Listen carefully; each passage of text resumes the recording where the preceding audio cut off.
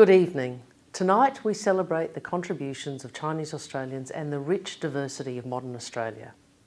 As you will know, tonight's lecture is named after eminent historian of overseas Chinese communities, Professor Wang Gungwu.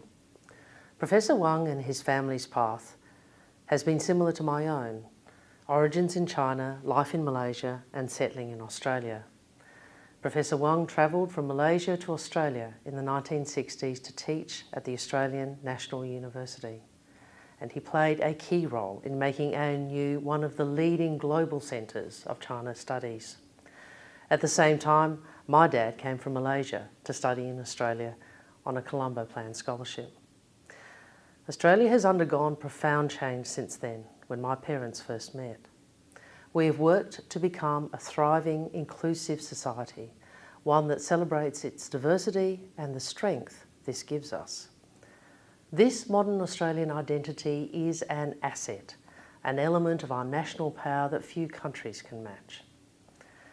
For over 200 years, Chinese Australians have made enduring contributions to Australian life. This has included people like paediatrician Dr. John Yu, AC, who gave the inaugural Wang Gungwu lecture last year. The heart surgeon and Australian of the century, the late Dr. Victor Chang, AC, and Elizabeth Chong, AM, who has brought Chinese cuisine to Australian audiences for over half a century. Even lesser known contributions, like those of the late Dr. Zhou Jian, co-inventor of the HPV vaccine whilst at the University of Queensland, which has saved the lives of countless women. Today, more than 1 million Australians claim Chinese heritage. Australia is a better and stronger nation because of this. So I can think of few better speakers than Gabrielle Wang, a fourth-generation Chinese Australian writer and illustrator and Australian Children's Laureate for 2022 and 2023, to help us celebrate their contribution tonight.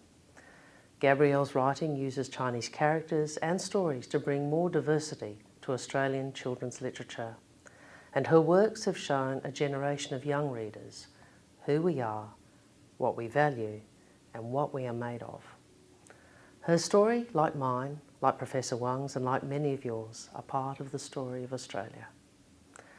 Finally, thank you to the National Foundation for Australia-China Relations and to the ABC for hosting this important event and giving a platform for these stories.